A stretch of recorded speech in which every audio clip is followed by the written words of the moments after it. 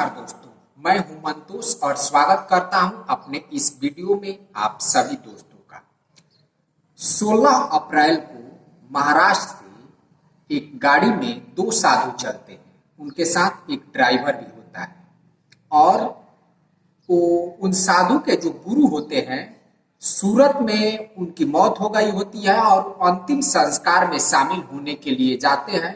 और इसी बीच पालघर एक डिस्ट्रिक्ट है जो महाराष्ट्र में पड़ता है, यानी सूरत और पालघर जो है वो लगभग आसपास में ही है। लेकिन पालघर में ही कुछ लोग करीब 200 के आसपास भीड़ आती है और इन साधुओं को दौड़ा दौड़ा कर पीट पीट कर मार डालती है। एक पूरी तरीके से निर्मम हत्या इन लोगों की कर दी जाती है। सवाल ये उठता है कि इस लॉकडाउन में महाराष्ट्र में, जहां पे भारत में सबसे ज्यादा कोरोना के मामले वहीं पे हैं, तो यहाँ पे 200 लोग इस लॉकडाउन में कहां से उपलब्ध हो गए? क्या इन साधुओं की जो हत्या है किसी साजिश के द्वारा हुआ या अचानक हुआ? अगर हुआ भी तो क्यों हुआ? ये एक पूरी तरीके से मॉब लिंचिंग का मामला आखिर किस तरह से बन गया?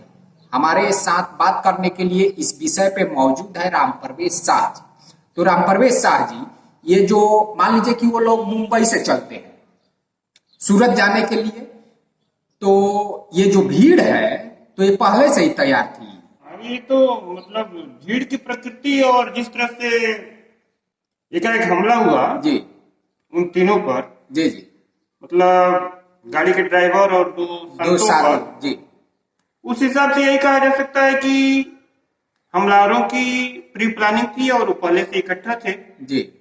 तो मान लीजिए कि ये पहले से जानते थे कि वो उधर से कुछ संत आने वाले हैं सूरत जाने के लिए?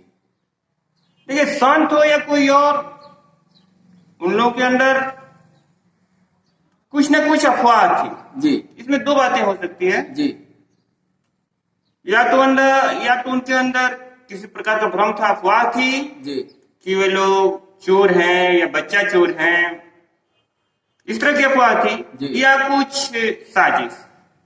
साजिश या फिर कुछ कम्युनल टाइप का हो सकता है।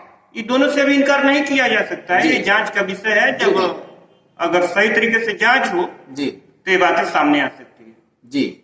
अभी फिलहाल वहां पे मान लीजिए कि जो अमित शाह है भारत के गृह मंत्री, वो उद्धव ठाकरे से जो वहां के मुख्यमंत्री है वो बात किए हैं और इस मामले पे रिपोर्ट भी मांगे हैं।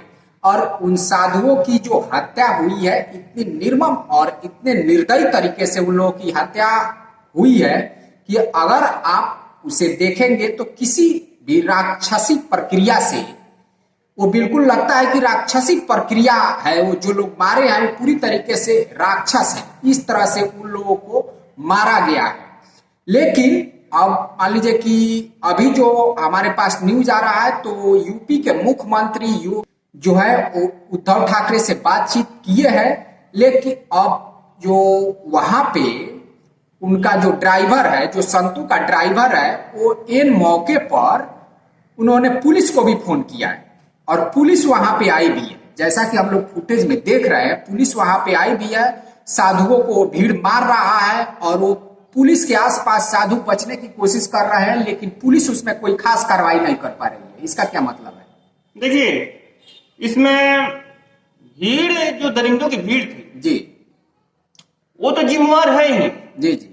उसके अलावा राज्य सरकार भी जिम्मेवार है जी बिल्कुल। मान लीजिए कि लॉकडाउन में इतने लोग उपलब्ध हुए हैं, काहे की लॉकडाउन है? किस बात की लॉकडाउन है? किस बात की वहां पे सरकार है?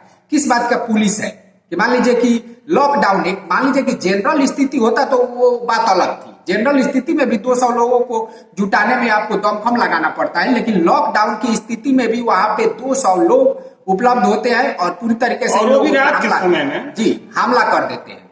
देखिए, ये बहुत ही मतलब शर्म की बात है जी जी, और दुख की भी बात है, मान लीजिए की भी बात पुलिस इनके बचाव में वो भी तो कुछ करती, कम से कम हवाई फायरिंग करती।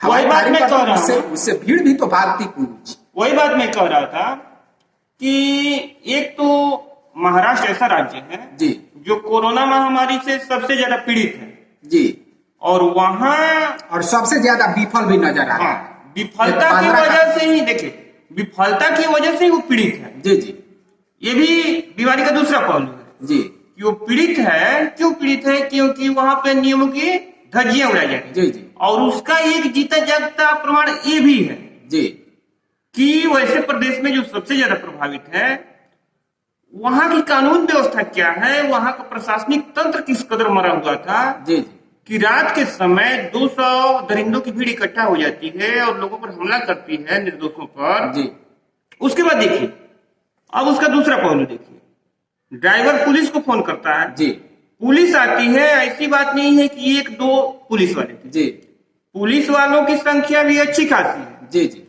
उसके बाद देखिए, पुलिस ने अपना कोई भी फर्ज नहीं निभाया जी। सिवाय वहां खड़े रहने के। जी जी और पुलिस जो साधु है वो पुलिस के आगे पीछे मान लीजिए कि भाग रहे हैं। उसके पीछे जा रहे हैं जान बचाने के लिए। और पुलिस वाला कितना निर्दयी, दरिंदा, बेशर्म है, जी जी कायर है, जी। उसने अपने कर्तव्यों को क्या निभाया? वहां पे बिल्कुल भी नहीं निभाया। किसी भी तरह की सेफ्टी नहीं दे पा रहा है। सेफ्टी नहीं दी।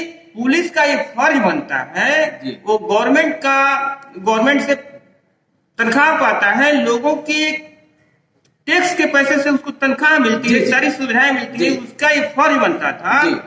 कि अपने जान पर खेल कर पुलिस वालों का फर्ज बनता था कि नागरिक की जान बचाना, जी, उन जी। 3 लोगों की जान बचाना। अगर वो उसमें वो पुलिस तंत्र 100% विफल रहा है। जी जी अगर वो सही तरीके से एक्शन लिए होते तो हो सकता था कि मान लीजिए कि इन लोग को बचाया जा सकता था। हाँ, बिल्कुल ऐसा बचाया नहीं, जा सकता। ऐसा नहीं है कि अगर वहां पे मान लीजिए कि वो लोग फायरिंग वगैरह करते तो भीड़ जरूर वहां से भाग जाती इन लोगों को छोड़। जो दरिंदों की भीड़ दूसरे की जान लेने पर आमादा थी, जी।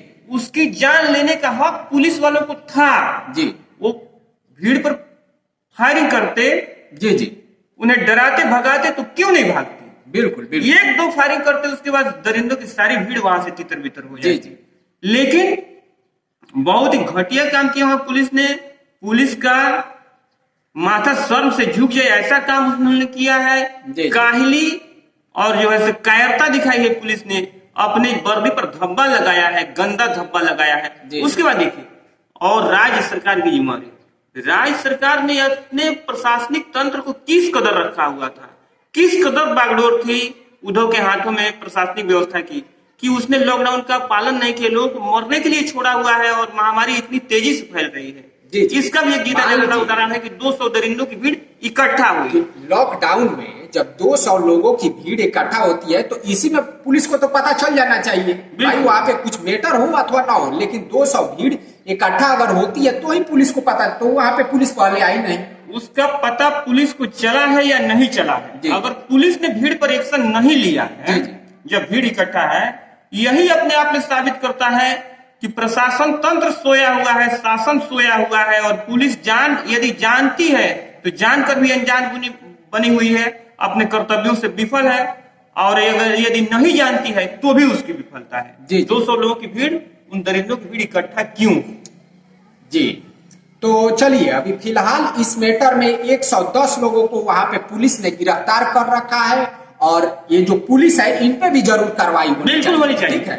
अब जो है सो अब उद्धव सरकार के मंत्री जी अब गाल बजा रहे हैं बेशर्मों की तरह कि देखिए मैंने कार्रवाई की है और 110 लोगों को अरेस्ट किया है। अब 110 नहीं 110 लोगों को ही आप गिरफ्तार कर लेंगे तो क्या होगा? वो लोग तो लौट पर नहीं आएंगे। वही बात, किसी भी मैटर में कोई भी मैटर जब उन्हें एक्शन लेना था जी, उनकी जान बचानी प्राथमिकता थी। जी जी जान बचाई नहीं। अब जो है सो गिरफ्तारी के लोग ड्रामा कर रहे हैं।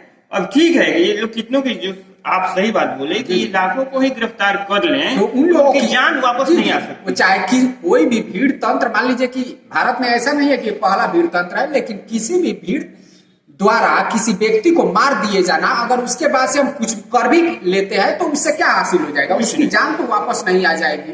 ठीक है। उस समय उनका और सबसे बेशर्मी की बात ये है कि मान लीजिए कि पुलिस वहां पे नहीं होती तो वो भी चलता, चलिए मार दिए, लेकिन पुलिस वहां पे मौजूद है, ये भी एक देखने वाली बात है। कायरता का जीता जागता उदाहरण महाराष्ट्र पुलिस ने वहां पर पेश किया है। जी जी पूरे महाराष्ट्र के पुलिस कर्मियों का सर झुकाने का काम किया है जी। और किसी तरह से भी क्षम्य नहीं है, अक्षम्य अपराध है पुलिस का। पुलिस पर भी हत्या की धारा लगाकर जी बिल्कुल उनके ऊपर कार्रवाई होनी चाहिए। हत्या का उनके ऊपर हाँ। मान लीजिए कि धारा लगाकर जो भी हत्या कार्रवाई का है, धारा वो लोग हत्या में वो शामिल भी है हत्या में शामिल है और उन पर कड़ी से कड़ी कार्रवाई की जानी स्पीडी चाहिए। ट्रायल के माध्यम से होनी चाहिए। तो अब लगेगा कि हाँ, कम से कम उद्धव सरकार कुछ एक्शन ले रही है। जी जी पहले जी। तो सरकार ने भी गलती की कि उसका जो है सो प्रशासन सोया हुआ था। लॉकडाउन की स्थिति में, उतनी महामारी की स्थिति में महाराष्ट्र में उस तरह लोग मर रहे हैं और बीमारी से ग्रस्त हो रहे हैं और लॉकडाउन की पूरी तरह से फेल्योर था कि भीड़ इकट्ठी हुई।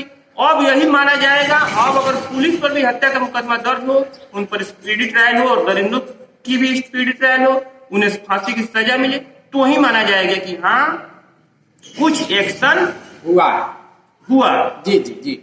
तो देखिए इस तरह से ये मामला हुआ है कि यहाँ पे 2 साधुओं की हत्या कर दी गई है। फिलहाल पुलिस ने जो है वो 110 लोगों को गिरफ्तार किया गया है, लेकिन अभी पुलिस जो वहां पे मौजूद थे उन पे क्या कार्रवाई हुई है अभी इसकी कोई ठोस सबूत, अभी कुछ भी कार्रवाई नहीं, ठोस जानकारी हम लोगों के पास नहीं है। पुलिस पर अभी कोई एक्शन ही नहीं लिया। जी जी।